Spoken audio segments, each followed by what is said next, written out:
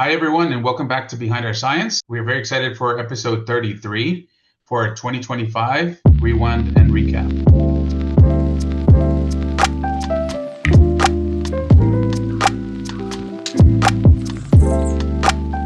What an amazing year we've had. We've had 7 episodes, including the one that we're filming right now this year. And we've had our third most viewed on YouTube this year, the NIH policy one. But really quick to recap all the episodes we've done, because it has been an extremely long, arduous year for most of us. We started with science, education, and outreach, NIH policy. We covered organ on a chip, Corneal Bioengineering. We recapped the ASIP pathobiology meeting. We recorded a Hispanic Heritage Month, which was released last month. And now we're here to rewind and recap. So what would you guys say is your favorite episode of this year? Well, my favorite episode would have to be the Corneal Bioengineering one. As you know, I love the eye, so anything to do with it, I get really fascinated about. And this was an interview with a good friend of mine, Dr. Jingjing Yu, at the University of Sydney, and I got to visit her as well in a lab, see the spaces where she literally conducts this wonderful technology where she creates a cornea. This is huge because when patients need a corneal transplant, and that is quite common, especially if you have some sort of chemical injuries to the eye, or if you have some sort of genetic issues, sometimes you need a graft of the cornea. And right now you have to, have donor tissues. And with her technology, they could potentially just make their own in terms of what do you please like. If you want a certain layer of the cornea, you can generate that and transplant that specific layer. So it's definitely a game changer in the field of corneal transplantation, and even just in regenerative medicine as well, that we can create what we want to create without waiting for human donor tissue, which obviously is unpredictable. And there's always a huge waiting line for donor tissues. So that was really exciting. Yeah, over to you, Roberto. Well, I have to say, it was exciting to actually meet Jingjing because I met her almost a month after we released that episode. I met her at the Biomatrix meeting, so we got a chance to talk about it. She was really stranged out because it was like, why am I meeting this guy here? But I was meeting her because I was part of council for the ASIP Chemical Society, so I got to meet her, and but also because I get to see the behind the editing areas. I was able to really grasp what she was talking about, and her science is fantastic as well. So that was a really great episode. But I have to say, for me, it was the organ on a chip. I think that's mostly because a lot of our interest has been on moving towards not AI but machine learning. And learning from Dr. Taylor was amazing, just trying to comprehend how amazing his work has been on how many companies he's been a part of. Because I was not aware until the moment that we did the interview how many he had. I knew that he had been a part of him, but then I Googled a couple of his endeavors, and it's more than 20. And so, while being a professor, that's always intriguing and difficult to do. But I also love the fact that we discussed digital twins, which is a new thing that's coming up. But it's something that me as someone that's now in that area of the industry and then becoming more used to the regulations and everything that it implies. It's a tricky scenario, but it's also very exciting because you listen about these all new initiatives that people are undertaking. So it was a great episode, and I think I love them all. The NIH policy was also good, but I really, really loved the organ on a chip. Yeah, it was really cool to meet Dr. Taylor, even though he's here in my institute. Yeah. That was my first time meeting him, so that was pretty cool. And a really nice guy, by the way. Yeah, he's really nice guy. He's super, super cool, and really. We actually talked. We talked later. We had a different. Yeah, because I asked him about some. You would think these people are so busy that it's really hard for them to actually talk about anything. But we had an hour conversation about industry, how to be conscious about, I don't know, contracts and other things that you have to be aware of. So overall, it was fantastic, and that I really loved it. Yeah. That's so cool. I love that you got to reconnect with him after the episode. That's awesome. Talk shop.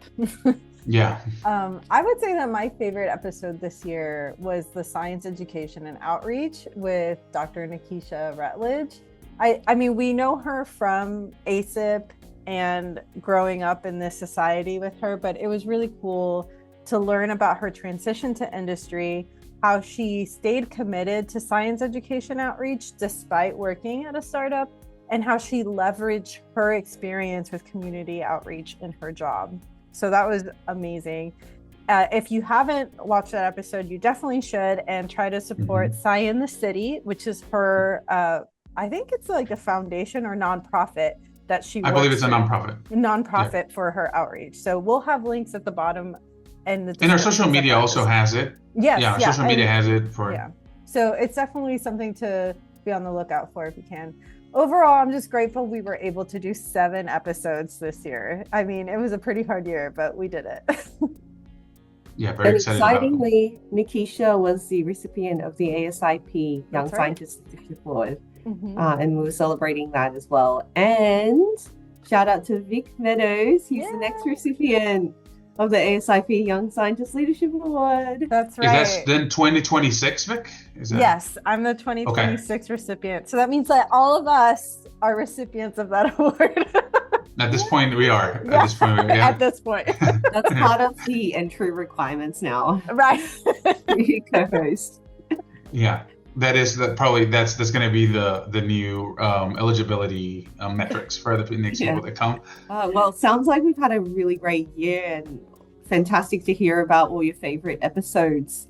Now, let's talk about what we're grateful for, having just celebrated Thanksgiving, I suppose. In Australia, unfortunately, we don't celebrate that, and I wish we had a day off. But nonetheless, I'll still definitely do the rounds of what I'm grateful for. For me, I am really grateful for my growing lab. This year, I got 2 PhD students and an MPhil student. So that's been huge for me to, having, done a PhD, having a PhD supervisor, now becoming a PhD supervisor is kind of surreal. And it's my first time as the primary supervisor, so it's a big deal for me, and it's nice to support the next generation of scientists. And another thing is my honors students. This is an undergraduate research program we have that I supervised in 2023. They've continued on. One of them is my research assistant, which is really nice. And so nice. I love that my students, still want to get involved, want to keep on the research pathway. And I'm very, very grateful for the Bright Focus Foundation for funding my research, which I found out about this year. So I now have funding for the next 3 years for my research, which that is huge. And that is something I'm incredibly grateful for, to fund my macular degeneration research. And on a more personal note, I am very grateful for the fact that I purchased a house, which is crazy, and I feel like such a grown-up now. But yeah, so with that comes all these house ownership things to learn. You'll learn about the expenses, because when you buy a house, I mean, Vic can also attest, moving and then owning houses is, people think it's like a glorified thing, and it's actually a worse thing than it's just moving thing. into. You're like house poor. It's a lot of debt now. But welcome to adulthood, right? Mortgage life is fantastic. I have to think twice if I want to buy a coffee now. But nonetheless, I have a house. It's a sacrifice I'm willing to pay. What about you, Vic? Oh man, there's lots of things that I'm quite grateful for. It has been a really wonderful year as part of the Manga Lab at University of Pittsburgh. So I I moved here right before our rewind and recap episode last year. So I've been here a whole year and it has been really nice. I've gotten a couple of grants, which is really awesome. And it makes me feel empowered to continue in research, especially in these days where funding is so scarce or scarce. I don't know how to pronounce words. There's none. There's none. That's what.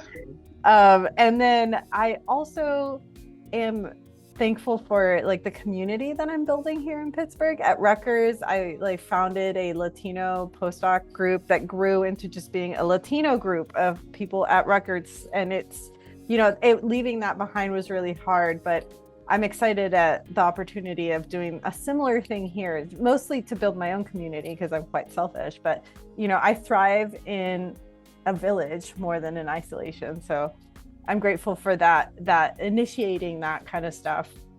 And then I guess on a personal note, I'm just really thankful for my health. It's been, hard to see how like diseases are coming back. And, I'm just grateful that I'm like, all, like it's been really scary watching the news. I'm trying not to think about that too much. But yeah, so like work and home life has been really good this year. I gotta say. How about you, Roberto?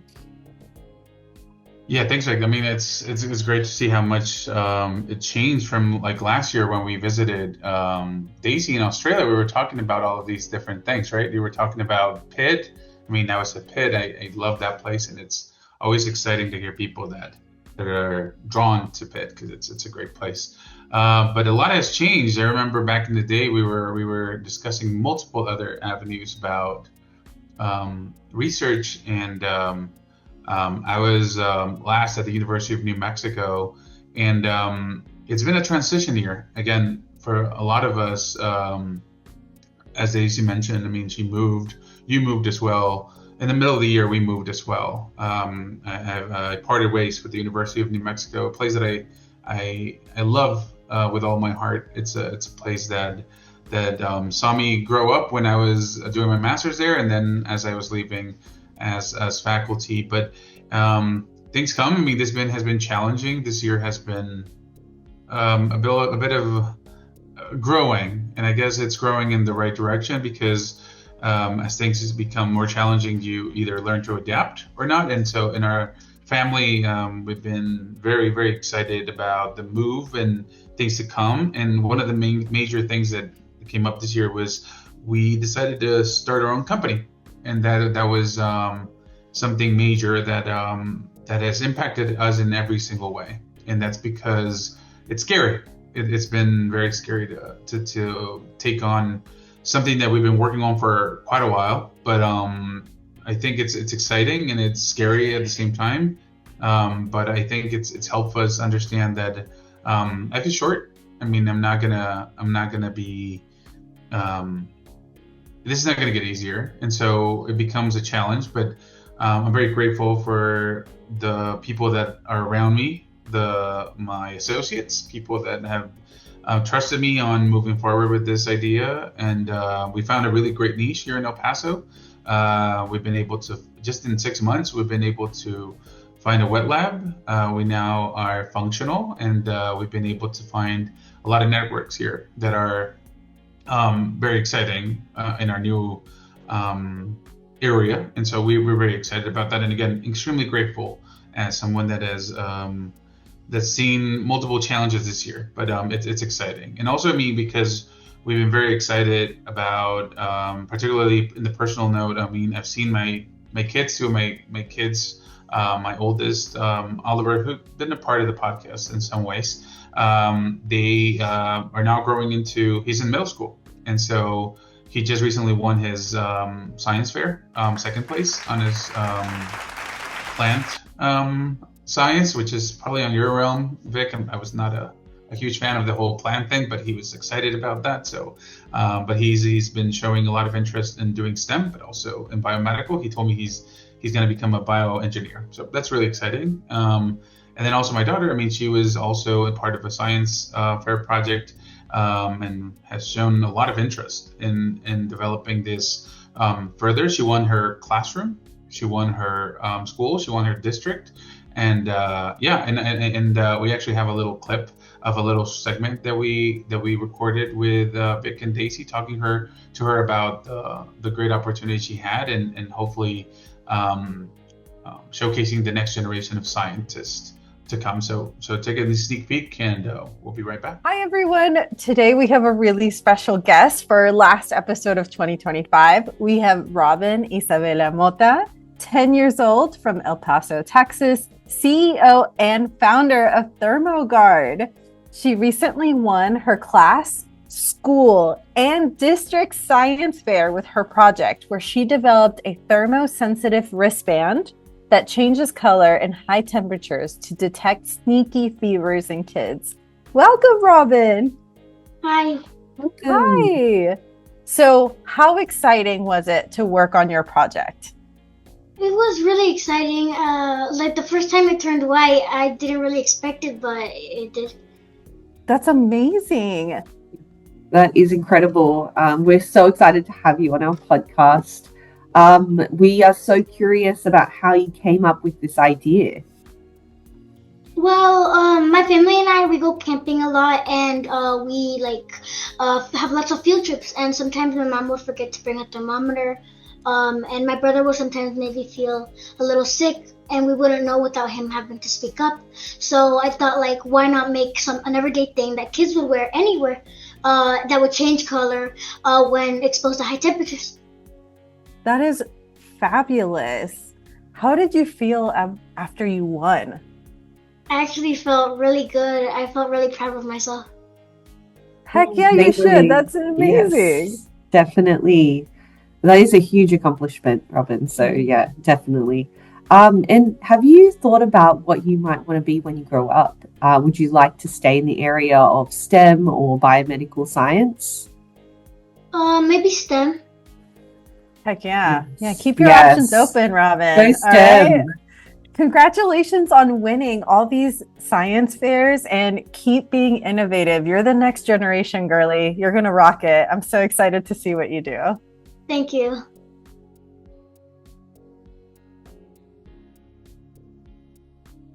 We want to take a moment to talk about our publishing pathways for two of our sponsoring societies, the American Society for Investigative Pathology and the Histochemical Society. Importantly, please take advantage of these journals. The American Journal of Pathology, importantly, has highlighted a lot of major advances in pathobiology and other many areas. Importantly, the Journal of Molecular Diagnostics for a lot of translational research and technical reports. They have major advantages as well for their authors.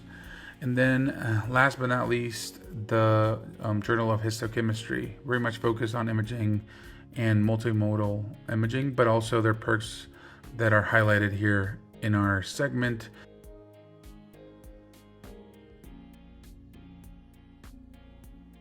I'm just so grateful that our podcast is doing so well. It's the 7 episodes this year and more to come in the new year for 2026. We're really grateful to all the listeners for supporting us. We've noticed some increases in the number of views and listens, so that's always a plus, and we're grateful for every single one of you for tuning into these episodes, and we're excited to produce some more awesome episodes in the future. Yes, it's been a great year, but I think it's also great that we can say, like, next year is our fifth year anniversary, Yes, which anniversary.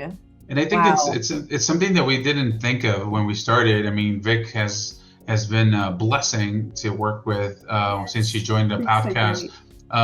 But also because the ideas that we have, we've also been able to seek for more support this year through the Research America, which is something that we are hoping that we get funded for. But we're also looking for other avenues because we're very grateful for having a group of people that follow us on social media, but also help us promote. We know that science is not always the most flashiest, and sometimes it's not as exciting when you don't get to hear the like the groundbreaking science, but we know that people that are doing the groundwork and are always working to advance these areas are always looking for an avenue and a place to be heard, because it's always nice to be seen and be also recognized for what you're doing. So really excited about that. We know that for each of us, I mean, like I said, as we're growing our company, and hopefully exponentially 2026 is a growing year for us, trying to grow into a lot more into the research areas that we are focused on. But also we have very exciting news, so hopefully we'll be able to share those with you all. Any exciting things happening, Vic, Daisy? I mean, yeah. I mean, I have a grant submitted at K99, and the study Nice, section congrats. is going to meet in January. So Hopefully, yeah.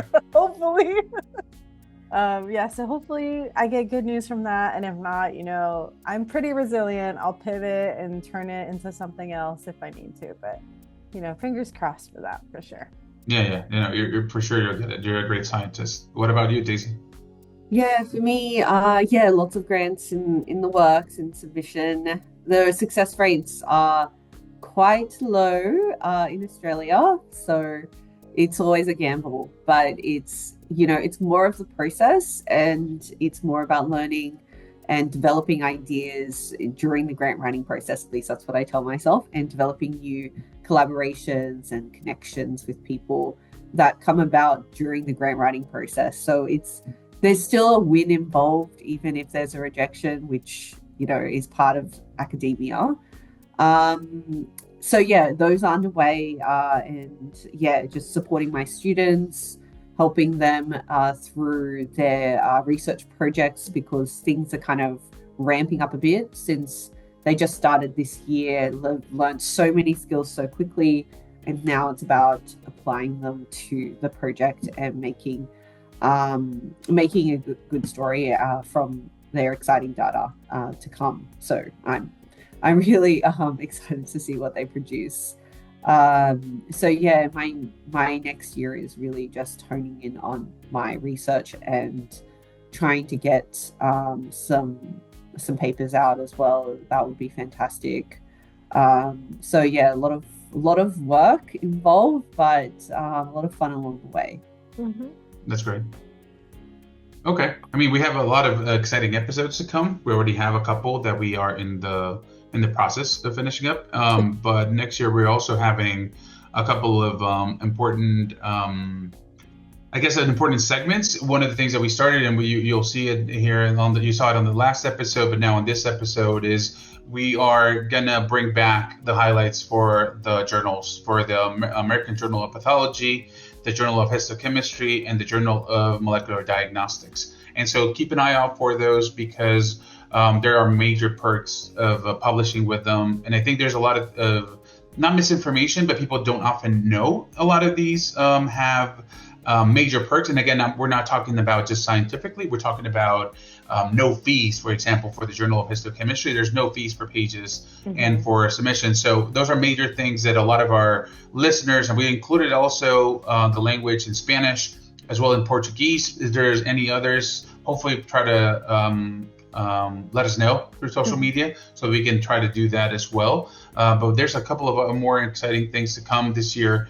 We're excited to continue in this path, each of us, but we have a lot more to say. So with that, in the next year, we're really excited for 2026. Hopefully everyone that listens still connects with us. Follow us on social media. And like we said, we also have a Patreon and GoFundMe. So please, if you're able to share, do that so we can share a lot more of what's behind our science. So to all of our listeners, thank you, and Happy New Year for everyone else.